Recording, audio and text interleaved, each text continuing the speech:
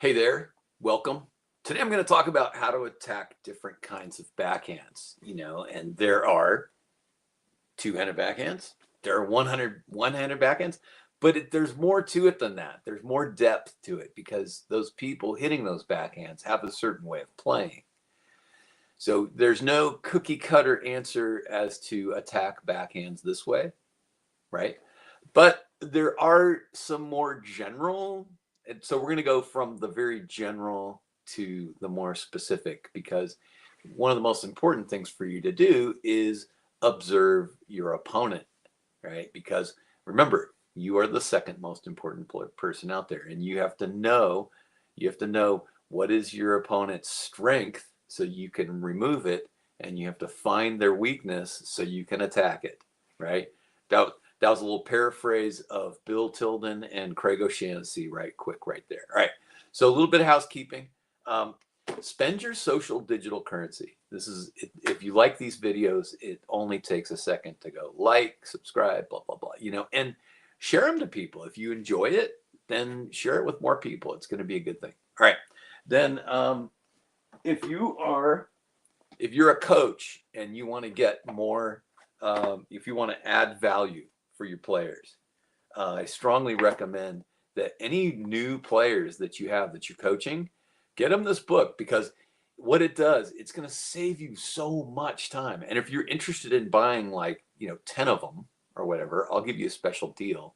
Might take me a little while to get them to you, but you give them this book, and then they get an idea of basic strategy, and then you can save yourself a lot of time. And then you're like a hero to them. They're like, oh, coach gave me a book.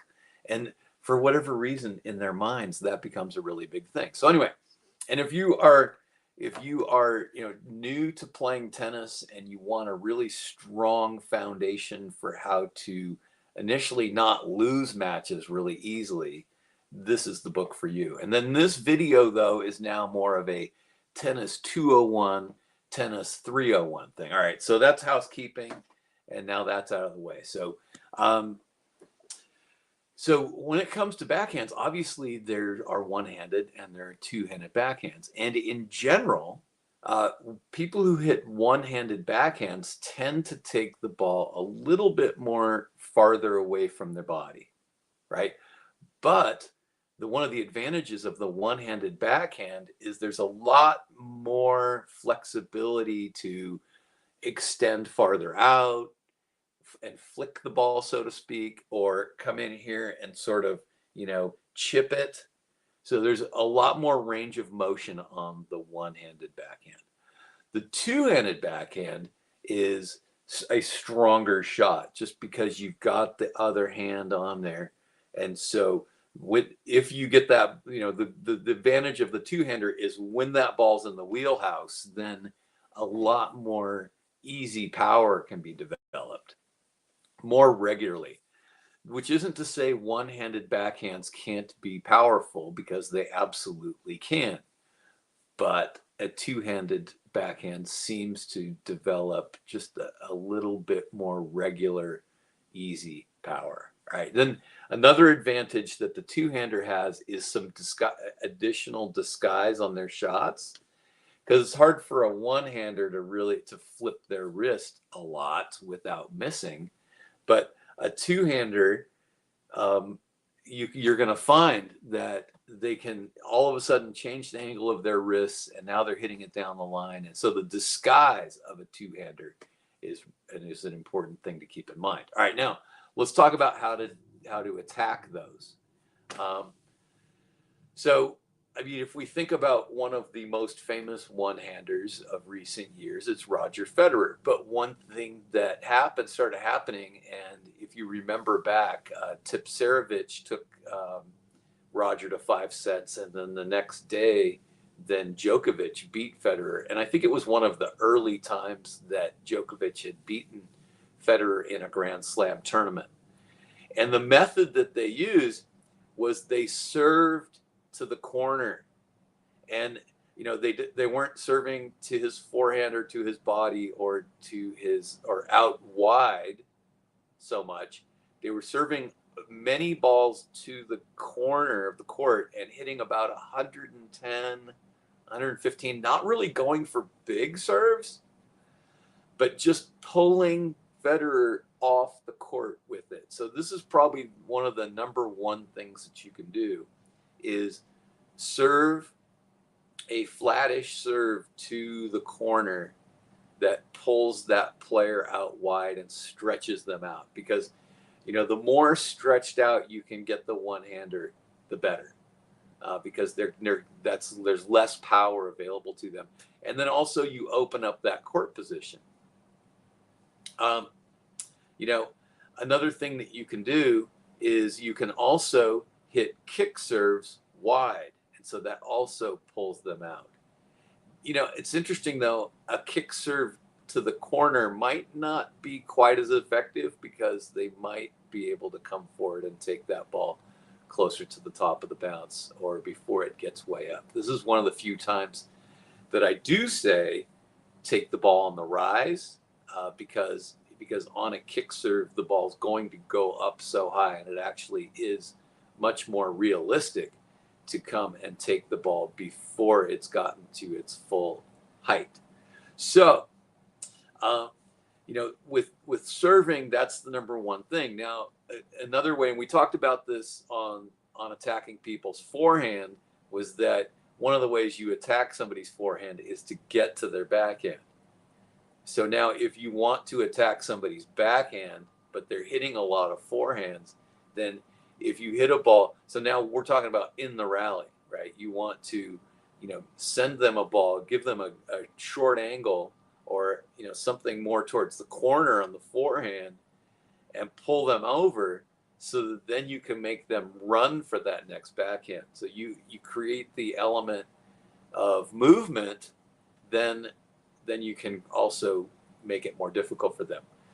Another thing you can do is you can, what Sterling Strother calls, reverse them, right? So meaning you hit the ball to their backhand and then they start to recover and then you hit another ball to their backhand. But one of the secrets to that is don't hit it at the same angle.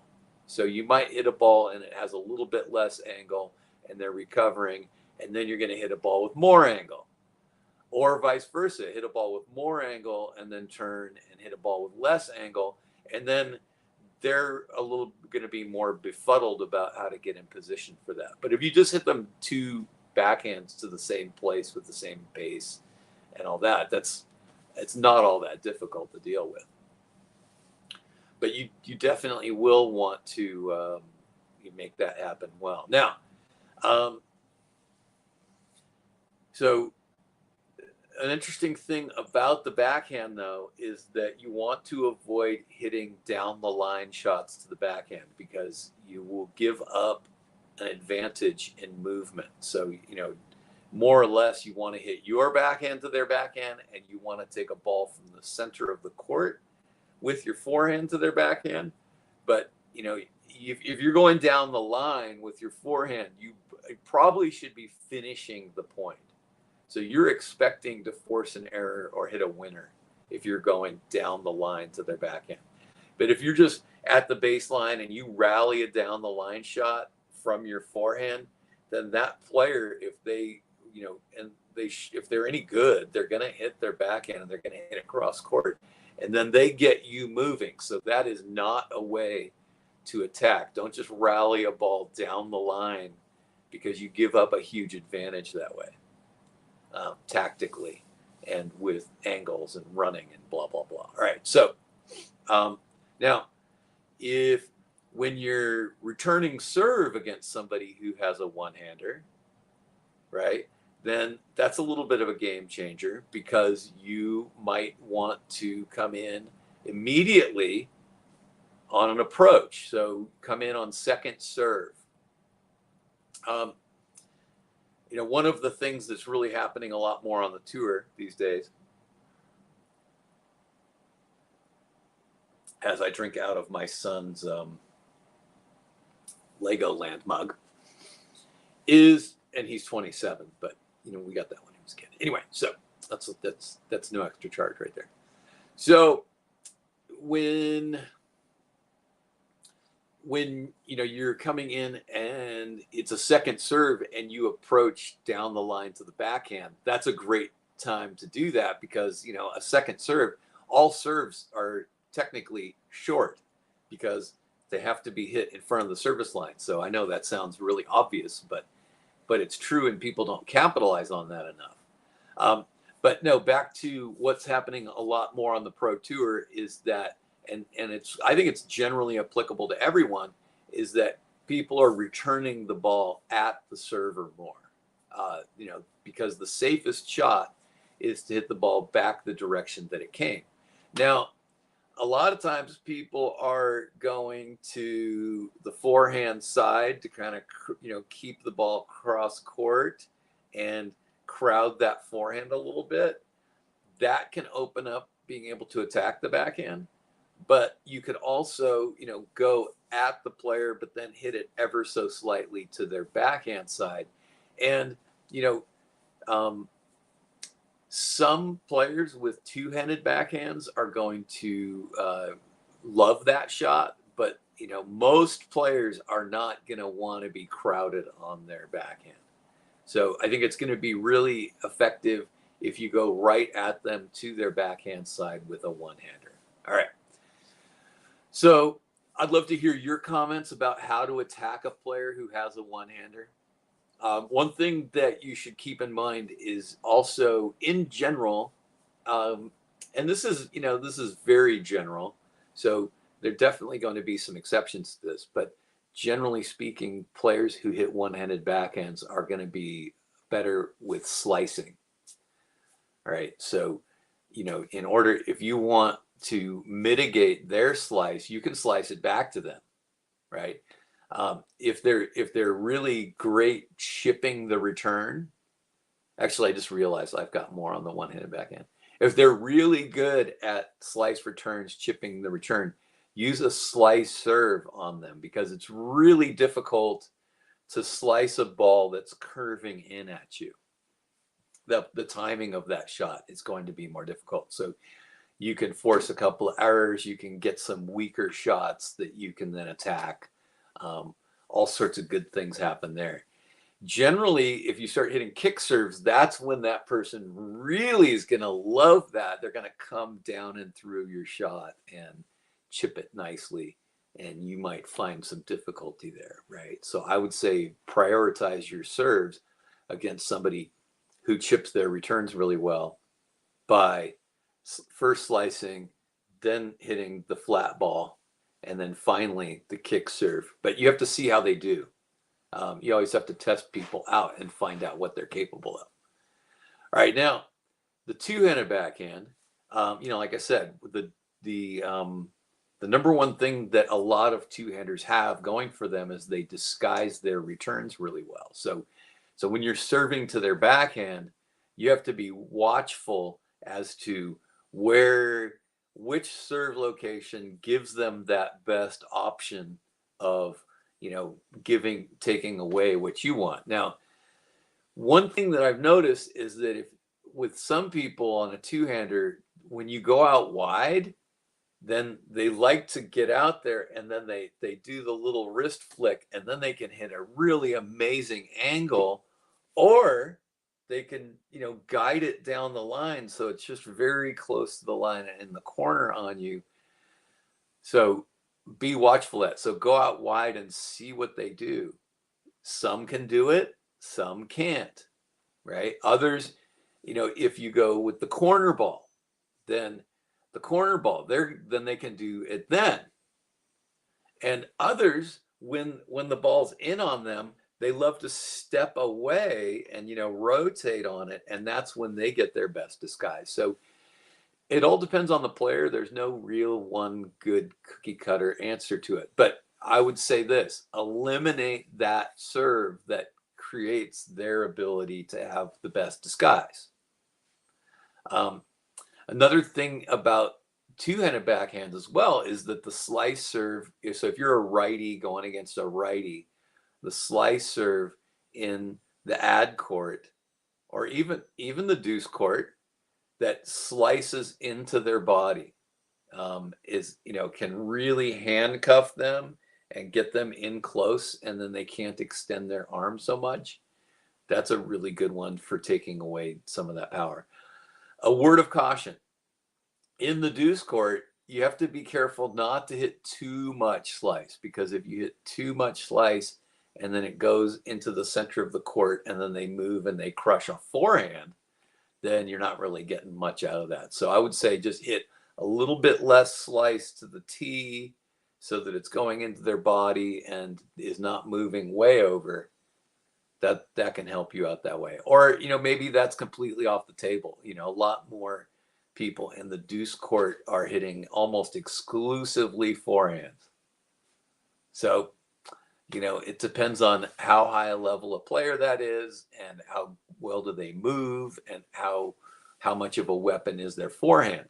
So that's another factor into how well you're going to be attacking their backhand, is how much do they move for their forehand. So, all right. And then, when they're serving to you, right, then it's a good time to test out, what do they move better to. But I'm a big fan of jamming with them with the return. So if you're returning first serve, jam them. If you're returning second serve, that might be a good time for a nice little chip shot, a nice low slice to their backhand, and see if you can turn them into a knuckle dragger, right? So, sometimes you get people with extreme grips on the two-hander and they're hitting heavy topspin all the time. And then you get them down there low, and they really have to get low to make the topspin that they want. And they sort of get stuck to the court down there. And then they have to lift that ball up, and you're gonna get some short balls, and then you can attack to the other side. So anyway, that's all I have for attacking the backhands right now. I might do a little bit more on that later, but one of the two things just to keep in mind about two-handers is the more you can hit the ball soft, low, and slow, and with spin, then the much more it gives them a lot more difficulty in getting the ball up and over the net with good topspin. So then you make them attackable to the other side. You can get some open court and a weak reply on that. So anyway, that's it for now.